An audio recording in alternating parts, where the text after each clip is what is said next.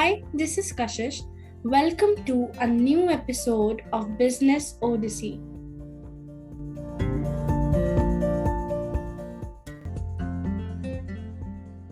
Hello, we are Lashmi and Laura, partners in the journey of building communities of practice. Thank you for joining us, where we focus on exploring the human-centric approach while we consider all the variables that affect it, from the learning and development, performance change processes, leadership and coaching, diversity and inclusion, and other key topics as well. Today, we are joined by Dr. Mohamed Rabie Elsheikh. He is an international consultant working in the Middle East mainly with different types of organizations in achieving organizational excellence through people. Today, we talk about this, his experience, learnings, and how we went on this path of experiencing the human-centric approach and continuous improvement to help businesses succeed. Happy learning.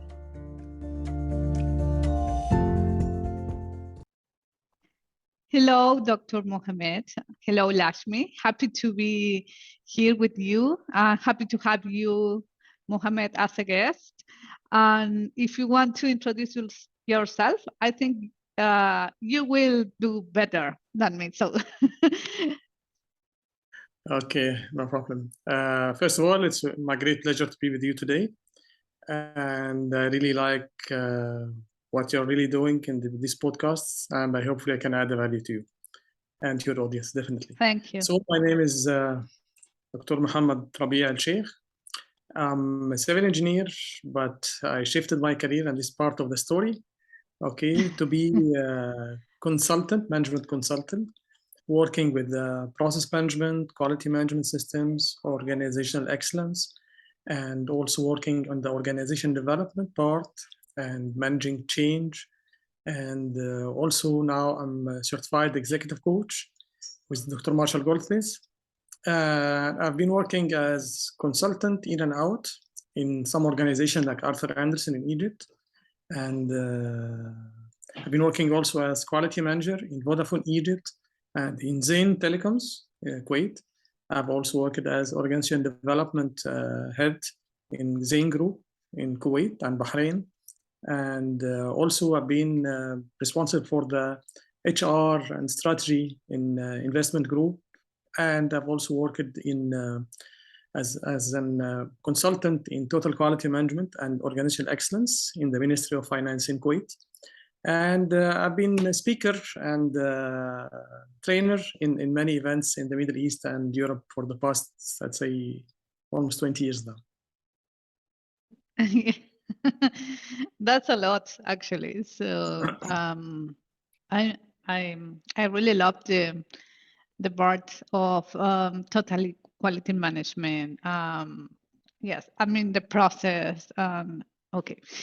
I'm really excited about hearing you and learning from you as well from the topic, from today's topic. So my first question for you is, what is business? I will refresh that. What is achieving? What is the meaning actually of achieving organizational excellence? Or what it stands for?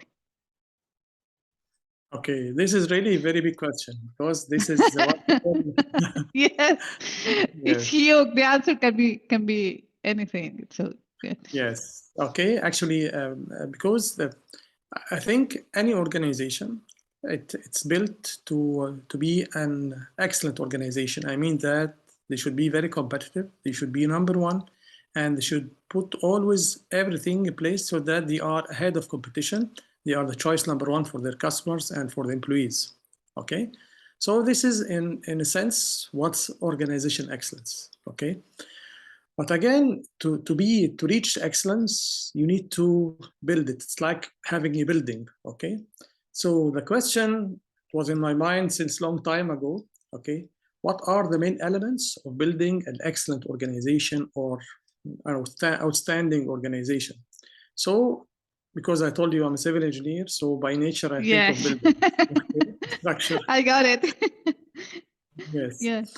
And this will have a very nice story also. I will tell you how I shifted my career from the engineering part to more in the Yes. engineering for the organization and people. Okay. So any organization is like any building, okay, have main elements that can make this organization an excellent organization. Okay. So the main elements of any organization, these are strategy. Okay. So any organization should have clear strategy, clear objectives, clear direction. This includes vision, mission, and values. And then they need to have some sort of measures so that they can measure their progress and track their progress. Okay, these are key performance indicators. And then they should have leadership that put the direction and guide the whole organization towards a certain point. And then this organization need also to have processes in place so that people know how to work, or this tells the people or the customers how to deal with the organization. Plus also, if you can make some automation for these processes, this will ensure that you have efficiency in place. And then the other element is the people of the organization. So people are one of the main elements of any organization, plus the culture of the organization, which is the environment that the people work in, and whether it's encouraging people, motivating people, getting out the best of everyone, or encouraging people to come up with some innovative ideas or not. And these all the elements need to be focused on the customer. So any organization that seeks excellence should look for who are their customers, what are their needs, what are their wants, and are they satisfied with the service they are providing, and always to be very close to the customer so that customers are loyal and their word of mouth is encouraging everyone to work with this organization. These are the main elements. So if they should put these elements together, this will make an excellent organization. Okay? Very important point here also to mention that if any of these elements is missing, this means the organization will have some gaps. So you can have great processes, great strategy, but the people are not qualified or don't have enough people. This could be a gap. Or vice versa. Everything is great, best systems, best processes, best people, but no clear direction, no clear strategy. Okay? And the other way around, look from the process point of view. No processes, we have great people, clear direction, but people don't know how to work. So it's like systemic view or system yes, view. like the system, yes. thinking. Yes. Yes. Yes. Yes. So, because you mentioned culture there, and what is the role that culture plays when you are looking for excellence in your organization, and how do you connect with the people side as well? That's before going to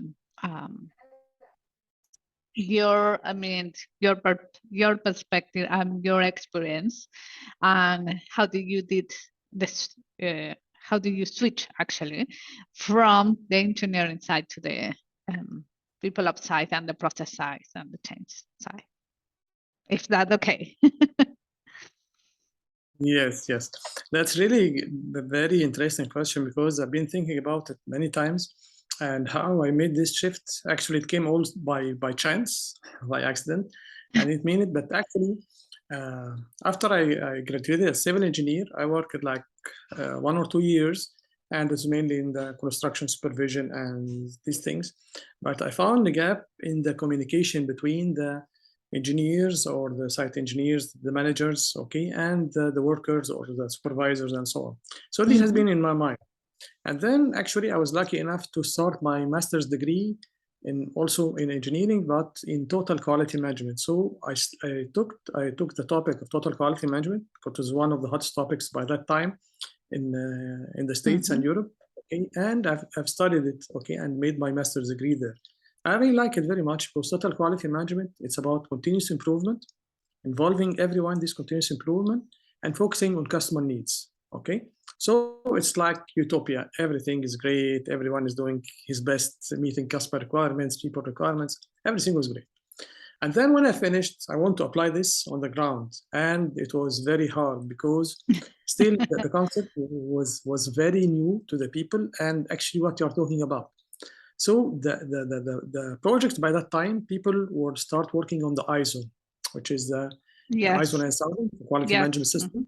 So I started working, okay, and I was lucky to work with Arthur Andersen by that time, working in one of the biggest construction companies in the Middle East, which is called Arab Contractors, here in Egypt, all over Egypt, and they have projects in the Gulf region and also Africa. And we worked with them to apply the ISO 9000 systems. And when I was working with the people there, I tried to apply what I've learned, okay, and involved people in writing the procedures and going with them, everything, reviewing everything. So it was written by the people. Then when we go for implementation and we go for the audit to ensure that people are implementing, find this big gap between what we have written still with the people, their people, and the implementation on the ground. And whenever I was going to check before the auditor comes, okay, we're doing some internal quality audits and so on, find that, yes, people don't implement. They are not convinced, okay? For me, I was very motivated. I see that the best system, you're organizing, closing the gaps, all the nice things about systems, okay? But again, people are not implementing. So I started asking myself, this can add value to the organization, add value to the people. Why people are not really implementing this on the ground? So while I was researching about this, I found that in Arthur Andersen by that time, we had a global team called the Change Enablement Team. Okay, so this team was going in big projects like restructuring, implementing big IT systems like Oracle, SAP, and so on. So big changes, and they were introducing new concepts, okay, in these projects. So I started studying this part and also doing my PhD also, applied on the construction industry on change management for the companies that apply total quality management, ISO 9000 transformation, and so on. And the main gap here was that everyone was focusing on the hard side.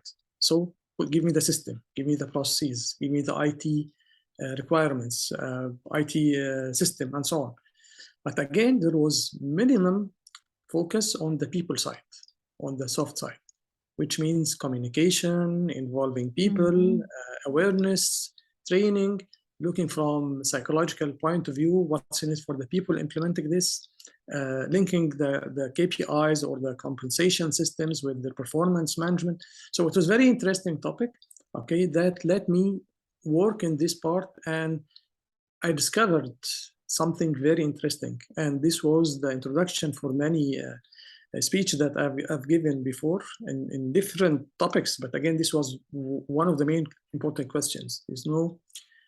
Do you know how much the failure rate or success rate of companies or projects, companies are implementing improvement projects or transformation projects or applying new systems? Okay, so how much do you think is the success rate of these companies applying this new concept? Very nice things that we hear about. If they are saying like a lot, I think that's a lie. It's very difficult. So, Yes. Yeah. So no, if I took my chances, only like between 10 and 20% of the company really implement this kind of change. Yes, that's right. That's right. They said that more than 70% to 80% of projects fail because they don't apply the concepts of change management. Okay, so this means that companies put a lot of money, a lot of investment, and a lot of time and effort. At the end of the day, after 1 year, after 2 years, they discover that they have not achieved the success that they were looking for. And the main reason were people, okay? Main reason were people are not able to implement the new concepts or not well receiving the change efforts or appreciating the change efforts, okay? So this was very big issue for me. and very important message that I always sending to senior managers or executives, okay, that this is, you always have to take care of this part, okay, the people side of change, people side of excellence, okay. So that's one of the things that shifted my thinking. It shifted also my way of working in different projects in the region. Can I ask something before you continue? Yes. When you actually experienced that and you learned from that, how was your first experience, like achieving actually the change from the people side and from the process side and from the organizational side? How was the experience when you feel that, okay, this is it, this is what I have expecting for, I have been looking for? That's very nice question, actually. Actually, to know first the importance of people and the importance of their contribution, and thinking what's in it for me concept. This makes you change the whole idea. And instead of enforcing people to follow certain systems, people are involved from the beginning in the planning and in the analysis, okay, and define gaps themselves. So you are dealing with people at your partners, okay, you are working together, okay, in this. So whenever we are building a system, we are building a system which is human-centered, okay, or people-centered. So people are the one building this with us. And again, not only the responsible people who are in the high positions that we're working together, no, but we are giving some trial implementation so that we check with the people themselves what makes sense, what doesn't make sense, how can we convince others to do this, what type of training people needs, okay. You also have like stakeholder mapping so that you know who are the people who will be affected by this change, which degree, where the resistance could come from, and also how can you deal with this resistance, okay. So we had tried this many times, okay, with the similar approaches, and it was very successful whenever we feel that the top management is convinced by this, and they give us the chance and the opportunity to work with the executive team plus the people who are really implementing the work, so that we can build the system together, tailored to their requirements, not copy paste or taking things off the shelf and try to impose it on them. Because I've seen this many times, okay, in many places. Yes. millions of dollars being spent on this, and at the end of the day, find the paper, the same manuals are the same on the shelf, and no one is really making use of them. So that's really a very big challenge for everyone. Okay. Let me give you also another example about this, and also you talked before about the culture, the importance of the culture. Yes, it's the culture. Actually, one of the things that I've been reading in the books, but then when I've seen it in the ground, that you say that organizations can copy policies, procedures, systems, strategies, but they cannot copy culture. Okay, so to build an excellent organization, resilient organization, you have to build the right culture, put the right culture in place. Okay, that's why I was very lucky to join Zain Telecoms, the Telecoms Zain Group in Kuwait and in Bahrain in 2003. And by that time, we had the very visionary leader, Dr. Saad Al-Barrak. He was CEO of Zain Group, Zain Kuwait, and then he expanded in the region. Okay, so in 7 years, we become a giant player in Africa and Asia and in the Middle East region, with 25 companies for one company in less than 6 years, actually. And it was very good experience because Dr. Saad was putting a lot of emphasis on people and culture. So, for example, the HR department that we had before, it was under the support services. So we had like directors, okay, and HR was under support service director. So when he came, he said, no, HR should be reporting directly to the CEO, not under support service. People are the most important asset, and we'll do this by doing, not by talking, okay? Yes, so he shifted the HR department. And then they give them the empowerment so that they were having good power in the organization. So they moved also from administration or the normal HR into more into strategic partner. Okay, that's what we're reading about but not seeing.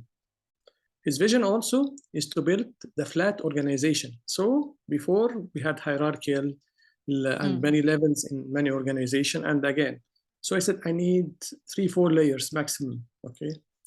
Definitely we could not apply this by 3-4 layers. Yes, because it differs from one organization to another. But again, we were thinking of flat organization, minimizing the layers, okay, so that people can take decisions quickly, communication moves smoothly. So this was the first part, the part regarding HR. The other part was regarding the culture and leadership. So he was very keen to build, to have clear cultural values, okay, and also we were using consultants that in each operations that we had in separate country, we have 1 or 2 resident consultant working with the people, HR team in this organization, so that they can identify the culture values. And then it was a brand value because we have rebranded our company. And so the new brand comes with values for the customer and values for the employees.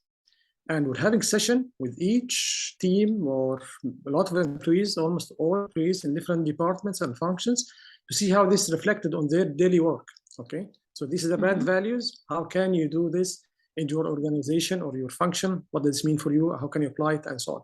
So there was a lot of emphasis on building the right culture, the right values in place, and we try to align everything afterwards. So hiring new employees with these values, promotion and evaluation, performance evaluation was going in this direction as well. Leadership development, so everything was trying to be aligned in this direction. Okay, so how do you, because something is going in my mind that you mentioned like the hard part and the soft part, that what you discover, I mean, it's is that usually when you go onto a transformation project or transformational organizational transformational, so you have sometimes, or most of the time, the focus is on just the process and the system or the technology, but the most important part, or the other part that is balancing this kind of transformation, is people. So how do you manage to balance that when you go on the field? Okay. Actually, again, is look for the top management. Okay, what are the priorities of top management? And normally you find the top management are focusing on the hard side. And why? Because hard side is easily to measure and easily to quantify. So I will put system in place, IT system, okay, applications, software, and so on. I can invest in this. So top management are ready to invest in this part. When you say that, we'll do process or get certification, going for ISO 9000 or any ISO certificate, or I go for the any award for excellence award, okay, like IFICAM or Malcolm Baldrige. So people, okay, will also invest. The hardest part is to look for the people as well, okay, is to qualify the people, make them, you as you say, they put the right person in the right place, okay? And this comes also from the hiring. So we have very nice statement that I really like it, and each time I find it's really true. Say, hire for attitude, train for skills. Okay, hire for attitude and train for skills. And I've seen this. Okay, actually, very nice story that happened also in Zain Group.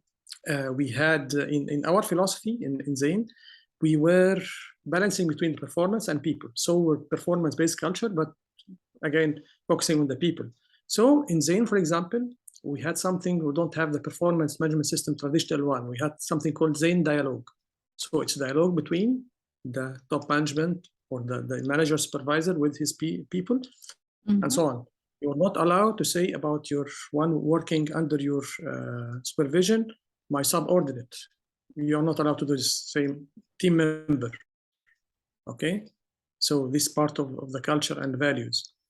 Okay, so what happened is that we have making acquisition for a certain company in certain country, and the top management there, some of them, they have joined the group because of the restructuring and so on. So one of these people, he joined the group, but he was a bit tough with people. Okay, and from the first 2 weeks, it was very clear that he has different way of dealing. We didn't have any choice in the beginning to select or not select him, but again, he was asked by the HR, you have to change your way, and we tried to give him some coaching, some guidance, and so on. But again, the guy was a bit harsh on people. So he was focusing because different culture he came. His culture was that it's performance, not for people. Okay, so he couldn't continue with us more than 3 months. Okay, but he was asked to leave the organization. So this is part of how you can make people, or the importance of people, and how you can balance between both the hard side and soft side. So we were looking for, yes, Sorry about right, no problem. Having the right people, put them in the right place, give them the right authorities, encourage them, motivate them. Okay, and everyone was really feel that he's valued in the organization. Take people opinion. Okay, so it's more of getting people feeling that they are responsible, they are accountable for any action inside the organization. It's not about imposing systems on them. Again, it's not the wonderful world and everything was great. We had a lot of challenges, definitely. Okay, because sometimes, yes, you have to focus on the systems and process, but again, people were in the center of our thinking. Okay, and in the center of our actions. So we were thinking about people and how can we empower them. And we had also very nice experiences that we have seen in different operators, because in the countries we're working on, for example, in Bahrain, it was new operator. Okay, so we started from scratch. And the first layer of managers and who built the organization, after some time, they used the second layer to replace them within less than 2 years. Okay, so this organization was very dynamic, very young organization. So it was like an example for anyone to see how empowerment of people and how involved people makes a big difference. Okay, we had also another shift in one of the old organization, but we had do some restructuring, and some senior managers were from the young also generation. So we had a lot of culture change and very dynamic. So again, it's about keeping the balance between the two things. Yes, we are very keen about the results and the performance, but at the same time, about empowering people, seeing new leadership and also achievements. And the secret thing is about success stories. Okay, how can you create success stories and share these success stories, okay, within the different organization, so that you can build the right culture and make this an example or success story, and you can share it with other operators as well. So I have two questions. Sorry, please go on. Okay, so with regards to that example that you shared, Dr. Mohamed, about this visionary leader, like in books, we talk a lot about leadership buy-in, for transformation, change, and all of that. Now, when everything is coming from the visionary leaders saying that, we really want people to play HR to be more of people-centered, people-centric.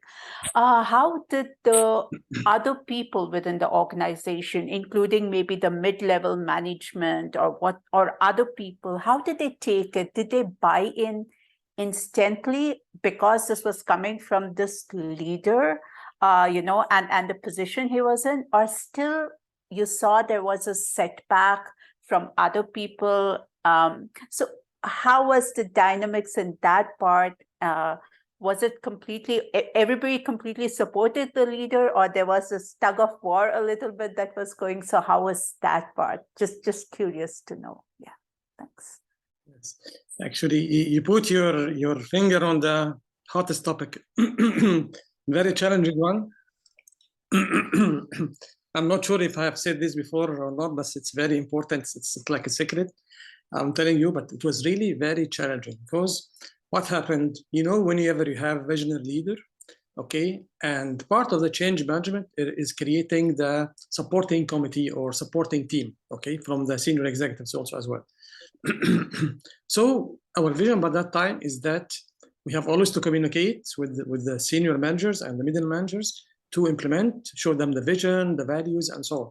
So we had each quarter, we had a meeting for all managerial level in all operations all over the different places in one place, so that we stay 3 days together, share the KPIs, share the best practice, the success stories, everyone giving an update and so on, mixing together. So it was very hard exercise, but it was very good to make people are aligned, ensure they are in the right direction. So what actually happened is that in the meetings, everything was great. Okay, everyone said, yes, sir, great, right direction, and so on. Although the CEO was always saying, please tell me no, and you are free to tell me different ideas. I'm not the best perfect person. Okay, you can share with me, tell me no, and frankly speaking, without no fear. Okay, but again, most of the people, senior manager, were in saying yes, great, great, great. But again, when we finish and go back to the operations itself, we find again we are back to almost normal. Okay, so where are these nice things and so on? So we were struggling, okay, between the champions that really are convinced by this, like the vision, like the values, want to implement it, and most of the, let's say, middle managers, some of the senior managers who are not yet, because at the end of the day, they're looking for the numbers, performance, and so on. So it was like not easy, definitely, very challenging. Okay, but again, our let's say methodology or approach to this was that to create change champions within each country. Okay, and these champions try to be the change agents or champions. They try to promote the values and so on. So changing the culture gradually. Okay, I'd say we were not very successful, but I mean we were successful. So we were doing a lot, but there were a lot of lessons learned also as well in this experience. But it's really a very challenging thing. Thank you. Thanks for answering that. Yeah. Yes, I was on mute. The part of you remember something about a project actually that's it's like the same thing, like many companies saying that yes, we are going in the agile way. And when you start talking about, okay, how do you connect with people? If these people, who is the people that is involved in this? Who are the change agent? Who are the champion? Who are the subject matter experts? And by the end of that meeting or by the end of that conversation, you realize actually that they are not implementing the agile or whatever it is, the framework or the change project that they are saying, just only on the IT side. I mean, that's from my experience, actually. So when you were saying that, yes, the middle, the senior level has the buy-in, and they speak frankly, and they want to promote that culture. But when it comes to middle managers or C-suite, maybe sometimes, then you find the bottleneck. So it's the other side of the process, actually, or the common standard, when the buy-ins is missing from the board of director, for example, and you have your C-suite and your management or your middle level with that buy-in. So in that case, that is the same that Lakshmi just asked you about. What are your learnings from the people side when it comes to that kind of situation? It is not a normal situation that the leadership has the buy-in and the middle managers doesn't have. So when it's come to that scenario, what are your learnings from the people side? Yes. Let me tell you also something very important. Actually, the people side also of the organizational transformation or organizational excellence or all these nice systems actually find that there is a complete section for the people side. Okay, so also theoretically, by framework, they say that you should focus on people, select the right people, qualify them, train them, motivate, retain, do whatever. Okay, so it's really part of what's written again in any framework or any guidelines for building organization excellence or achieving organization excellence. Okay, but again on the ground, again the challenge is that the people who are we consider as the most important asset and this most important thing in the organization, many senior managers don't look to things this way because they came from old school or they have this mentality and so on. And what's really dangerous about this, I'm talking about people. So leadership or senior manager, they are also people. Okay, but they are the most critical part of the people because this not only leading the organization, but also they are shaping the culture of the organization. Okay, so if we say that it's an open environment, it's transparent, we share knowledge, experience, you feel safe, no fear, and so on, and then someone do something which is not right, and then taking action against him, when anyone speaks, he's in big trouble, and so on. So this destroys whatever we were talking about, because one action can destroy years of working about talking and values and nice things. So again, one of the most important things, we were going in two directions in this part. First part is trying to coach, build leadership development program plus coaching, executive coaching to all the managerial level in across the group. I'm talking about Zain specifically because it was really rich experience, okay, and it was very good place for learning a lot of lessons, okay. So we had build leadership development, and our leadership development practice was built on your strengths. Okay, so strengths-based leadership.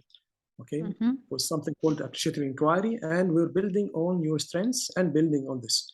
So this was number one, trying to coach people, improve their capabilities, and so on. And again, because they shape the culture, put the values first, and so on. Second, some people were not really aligned with us, or I'd say that they have different mentality. So we were trying to, whenever we are replacing existing managers or senior managers, we were trying to select them according to some criteria that fits with our culture and values and so on. So we use some psychometric assessment or also from people that you know them from before, dealt with them before.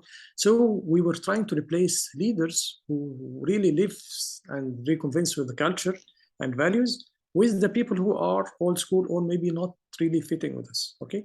Again, as I told you, this takes time and this is very challenging, but again, at least we had this vision.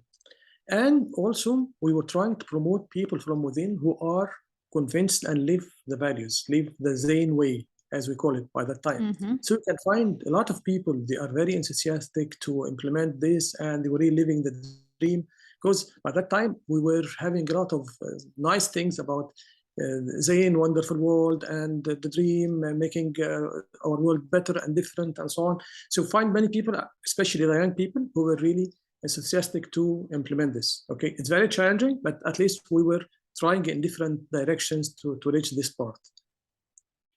Okay, thank you for sharing that. I'm thinking about like 3 more questions, if that's okay. Like the first one is, you mentioned about the coaching, a coaching program, and then I mean how the role that people play in all this. So how do you connect both? I mean, if you can talk about a little deeper about the coaching side and an employee experience or a human experience, connecting both. Okay. Actually, as I told you, we had leadership assessment first for all the managerial level. So almost like 200, 300, something like this, manager across Zen Group. And we were doing some, after the assessment, we do some leadership development program. And at the end of the program, there were coaches coming from States or Europe mainly, and they were working with meeting one-on-one with these leaders and help them select one or two behaviors that they want to change and build with them a development plan. Okay, so they were putting an action plan with them, and then each quarter they have a visit and sit with them again to see how they are progressing with the development in the leadership capacity. Okay, so this was the main idea of the executive coaching by that time. Okay. Now, as I told you, I'm working with Dr. Marshall Goldsmith's methodology, and his methodology is very nice also as well because it's stakeholder-centered coaching approach. So it's all about people perception. So the stakeholders around you, either your peers, your manager, or your team, okay, they also evaluate you, and you define one behavior, and you work with this for almost 1 year, minimum of 9 months. And we measure in the beginning, and each quarter also we measure. But what I like about this part is that people around you give you actions, okay? So the people around you give you actions, and you write it down, and you say thank you, okay? And you try to implement. Yes. He said, yes, what I like about Dr. Marshall Goldsmith, say any feedback is a gift, definitely, but say thank you, don't argue. Take the feedback, write it down, and see how can you implement it, okay? So each month you have new actions that you have to implement and see how can you progress. And his methodology is very good because with 95% of people working with this methodology, they achieve progress in their leadership capacity, okay? I see. Okay. So do you want to add something? No, go ahead, Laura. No, it's okay. I will remember the question. So in terms of like giving the action items, Dr. Mohamed, and people working on that, how has it been, like the coaches, in your experience, do you think that they had to change their style or their coaching technique or approach when interacting with each of the leaders, I mean the executive team, or the coaches had a standard toolkit in their toolbox and they just utilize that? How was that, or what have you experienced, be it in this organization or elsewhere too? Normally, coaches, when they come, they have their certain methodology or certain framework they want to work with, okay?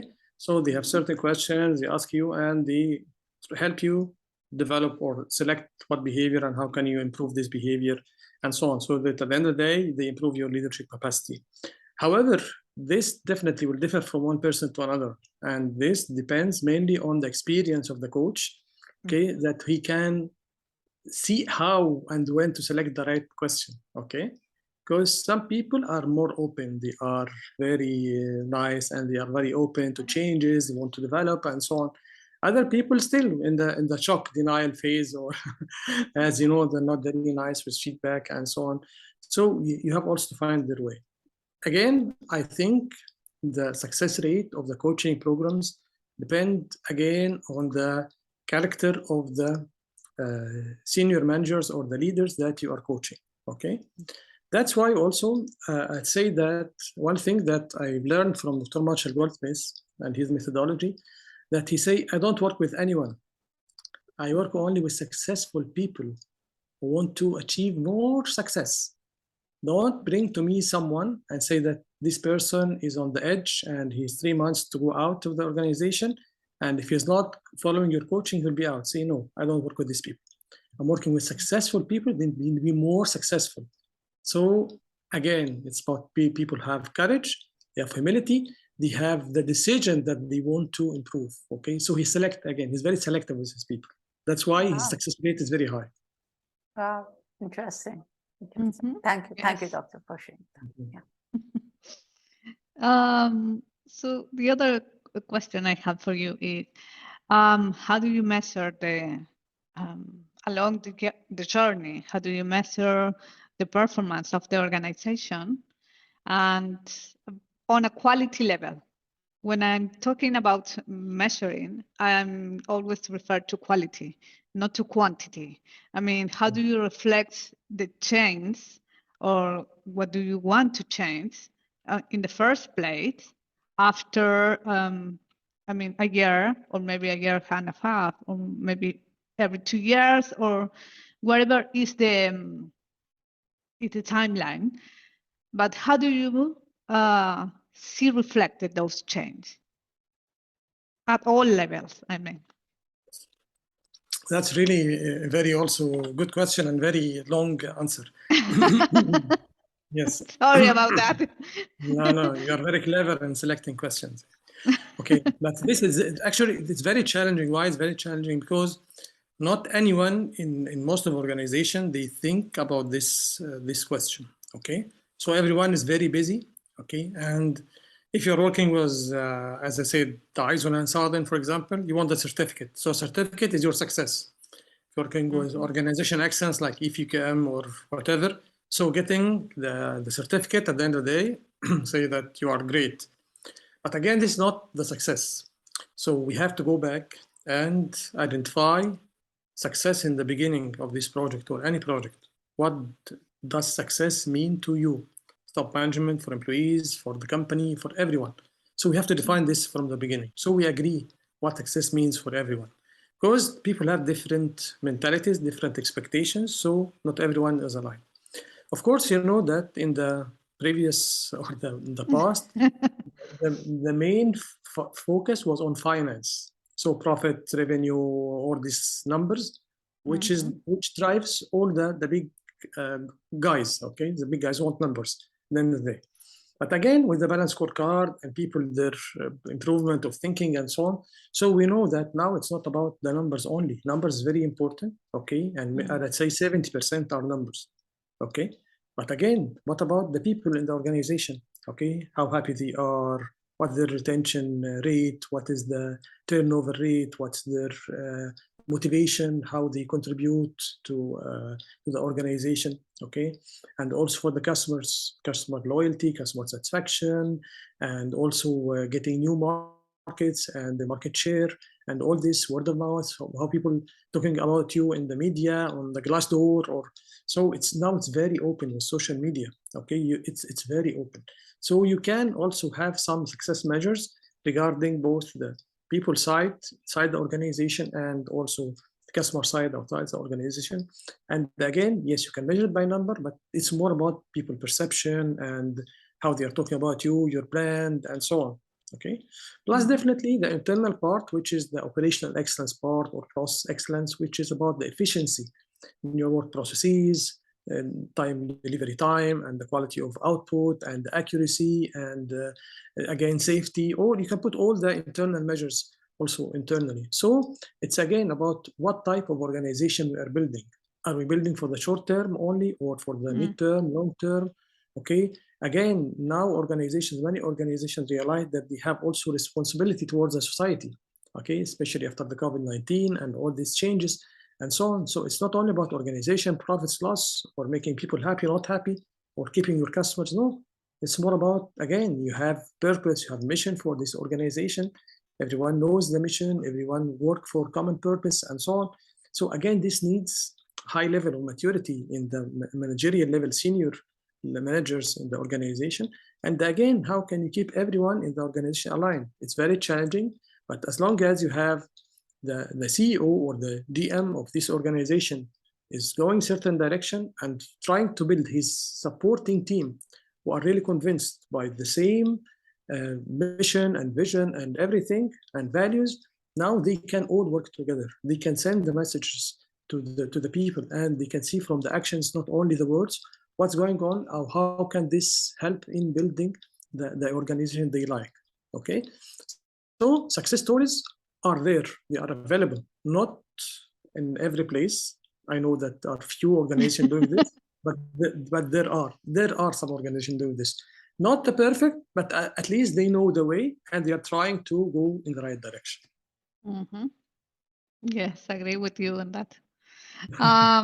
So I will say my final question, but there is one more.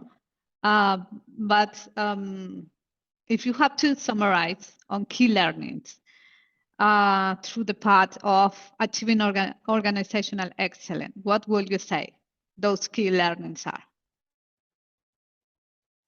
Select the right people, put them in the right place, and they will do whatever you like. Okay, so there are two schools here. First school say what you need to do and then get the right people to do what you want. Or other people get the right people and they will tell you what to do. Okay, so I like this second school more. Get the right people, don't tell them what they will tell you what to do, because they are the right people in the right place, especially in the senior positions, because they are the one leading the organization, very close to the CEO. Okay, he listens to them too much. They are building the culture, putting everything in the right direction. So select the right people, put a lot of emphasis, especially on leadership, to select the right people in the leadership. Great. So I don't know if you want to say something else. Or if for me, this is the key learning. Okay. Yes, Got it. I think I told you I'm the process guy, yes. I'm the innovation systems guy, but after all this experience, I believe people are the main differentiator, because they lead everything else. They lead the systems, processes, customers, they lead everything. So get the right people, especially in the higher top management, and everything will be going in the right direction. Right. Great. Thank you so much for sharing that.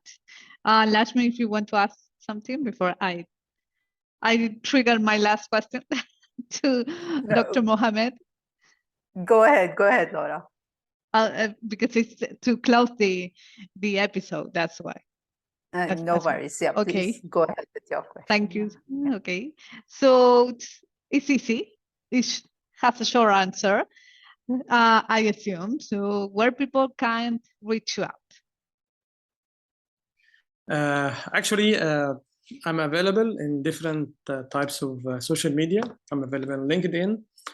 Also, we have also launched a very nice group in it's called HR Leaders Kuwait. Okay, we have also our YouTube channel where we do some episodes like the one you are doing like now, but in different format. And we are working in different areas. Our main objective was to move people from the traditional HR side, which is the administration, into more strategic and business partner. And then with the COVID-19 and everything, we started to do everything online and expanded our reach and our subjects, not only in the HR, but in the quality excellence, OD, and leadership, and all the things that help people development and organizational excellence. Okay, so you have I will send also my email and my mobile number, and we have many existence in many places in the social media. Okay, and definitely I'm very grateful that I was with you today and share my experience with you, and hopefully inshallah will have people will benefit from this episode. Yes, indeed. I'm looking. I mean, we are looking for that people, the audience, benefit from the experience that our guest speaker have. So it has been a great pleasure to hear about your experience and your learning as well. It is a great topic and not a common vision to have.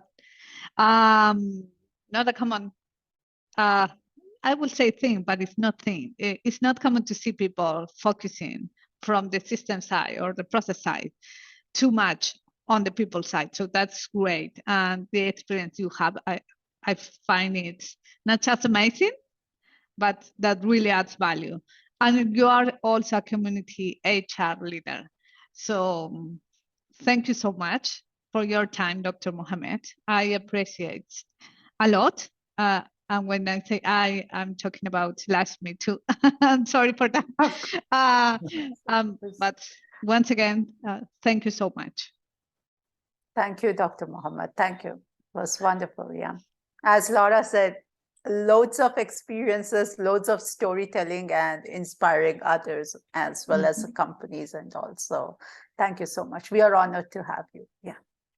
Thank you so much. My great pleasure. And I'll always wish you best of luck. And hopefully we'll have another meetings, and hopefully we can add value to people, because again, it's part of my mission. It's to help people grow and inspire them for growth in both their personal side and their career side as well. Yes, I agree with that. So stay safe. Thank you so much. My great pleasure. Wishing you all the best. Thank you. Same. Bye-bye. Bye-bye. Thanks to everyone who makes these podcasts possible. In particular, thanks to the guest speakers and to you who are on the other side listening. If you liked it and were able to learn something new today, we invite you to share it with your entire network. We also invite you to subscribe to our different channels to follow our latest news. If you are interested in being part of these series, you can apply by clicking on the link that is in the general presentation of the podcast. Until next time.